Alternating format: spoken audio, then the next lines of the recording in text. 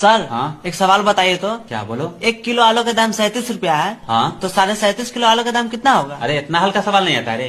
नहीं सर। क्या यार तुम क्या बनेगा। देखो 1 किलो आलू का दाम 37 रुपया है, ठीक है। ठीक है। तो 37.5 किलो आलू का दाम इतना महंगा आलू लेगा रे। आलू को सस्ता होने दो, ठीक है। ठीक है। मान लो 1 किलो आलू का दाम 10 रुपया है, ठीक है। ठीक है। तो 37.5 किलो आलू का दाम